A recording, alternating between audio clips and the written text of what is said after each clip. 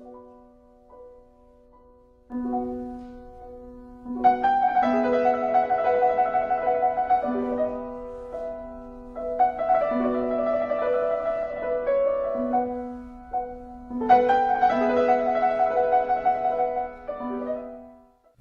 I'm Katie Cannell, and welcome to another podcast. This time we're on location in the Scarlet Tea Room in Pasadena, California. It's a very lovely tea house where you can have, of course, tea, little finger sandwiches, and everything else you might want to have for a nice little party. I have with me some Tokyo Pop employees. Hi, I'm Michelle Wynn. I'm the coordinating editor of the Gothic Lita Bible. I write articles and assemble photographs and just do a lot of things for the magazine. And I'm Jenna Winterberg. I'm the senior editor for the Gothic and Lolita Bible and the senior editor for our light novels at Tokyo Pop. I do all of the finishing touches on the Bible and help Michelle with the basic putting together of it as well. So, as you can see, we're obviously here in full Gothic Lolita attire to talk about the release of the Gothic and Lolita Bible with exclusive interview with these lovely editors. The first question we have for them is, what is Gothic and Lolita fashion? Basically, Gothic, you could say Lolita fashion is based on the silhouette, kind of this, bell-shaped curve you get with a petticoat and having a large dress. However, there's Gothic Lolita and Sweet Lolita and, Classic Lolita and, there's all sorts of different kinds of Lolita, variations. I guess the beginnings of Gothic Lolita, mid-90s, I'd say, with the advent of, there's two sides to it. And on the one hand, there's the advent of visual kei music, and they started incorporating Gothic Lolita into their fashion on stage during live performances, and so their fans started to pick up trends from that, and it was very much a street fashion. And then by the late 1990s, around 2000, there were brands starting to be established.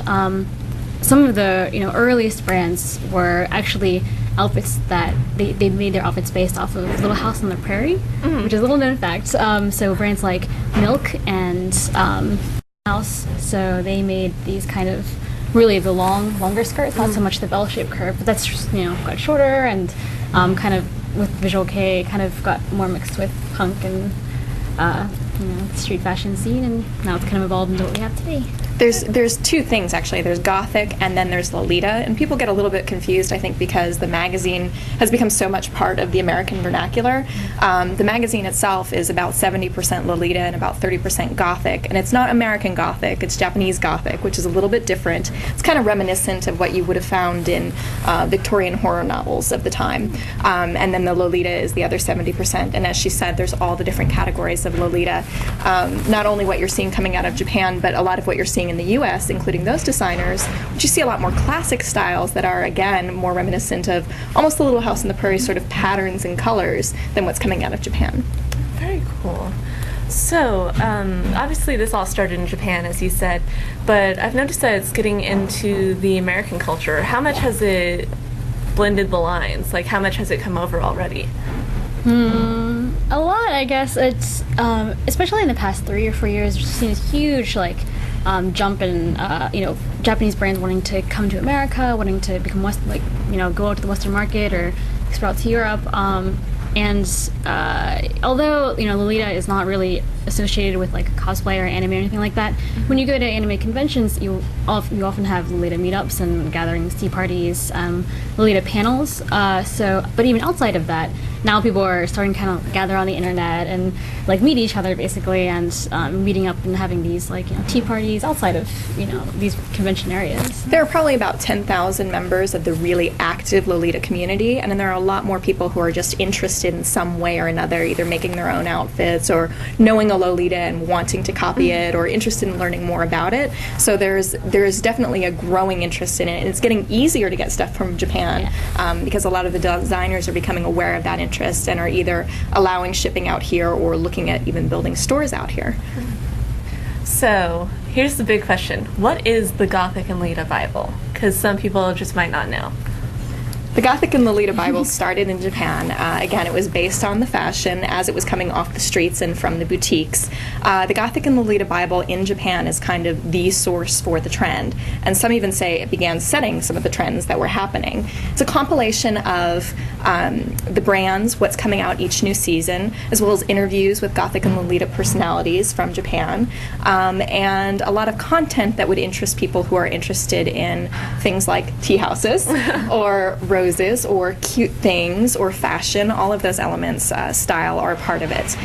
For the US version, we've compiled a lot of what's happening with the Japanese Bible, translated that information, like the interviews that Americans who don't speak Japanese were unable to read previously, and we've also added new content which covers what's going on in the US. So we've interviewed designers that are here in the US and starting their own Lolita designs. We've talked to personalities from Japan, such as Nanakatare, and interviewed them, so that's exclusive content. And we've also included things like what's going on in the community.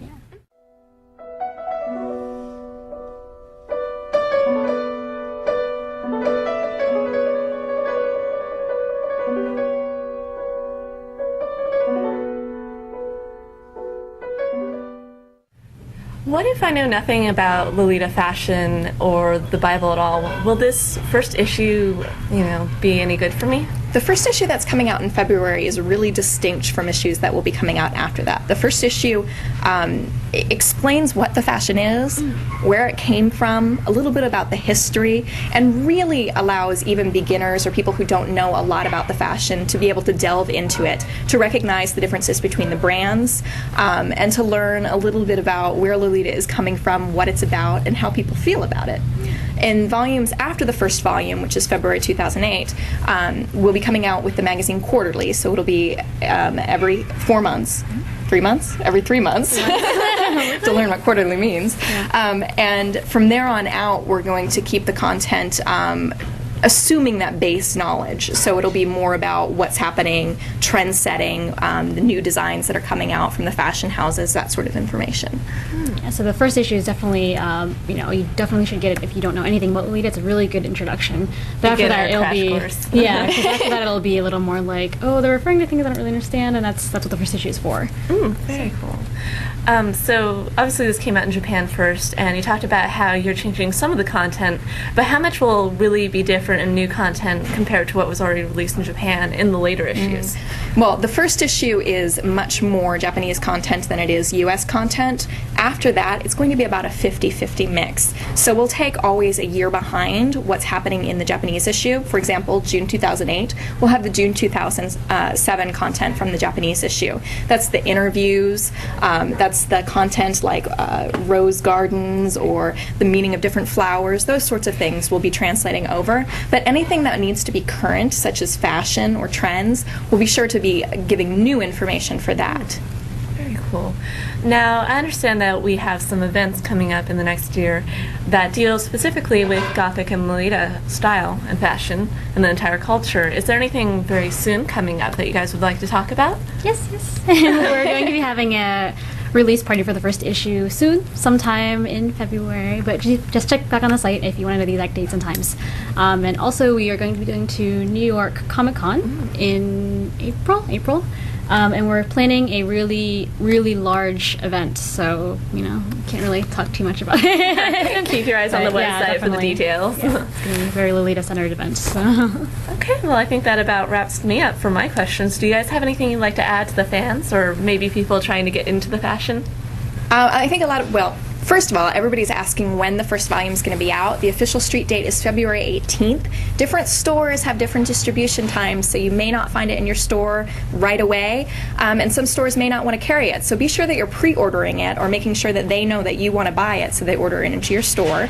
And then the other question that we're getting a lot is when are issues coming out after that? So it's going to be quarterly. You'll find them in June, September, December. And then as for what to tell the fans, I think I'll leave that to Michelle. Also about finding the Bible, though. You really should just go to a salesperson and ask them where it is, because they're shelving it in I think the art books with the fashion. So it can't be shelved on the magazine racks for things that are totally out of our control. So please don't argue with us about that. But it's definitely in the stores. You should ask somebody.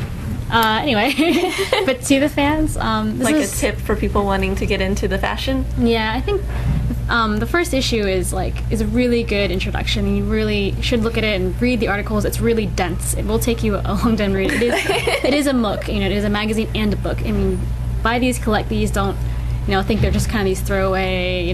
Fashion magazines are not.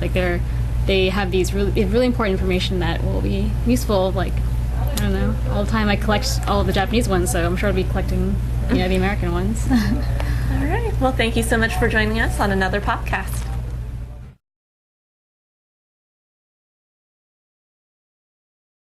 So let's say I know absolutely nothing about the fashion. How much is this Gothic and Lolita Bible going to, Oh, I lost my word. We'll totally segue. We're done. Awkward. Should we Do you wanna do any of that to maybe cut in there? Because The last part was weird. she was a little talky at the beginning. Doing a little yeah, talky. and that last part was weird like that. Yeah. I was like, how did I Okay, say well- that?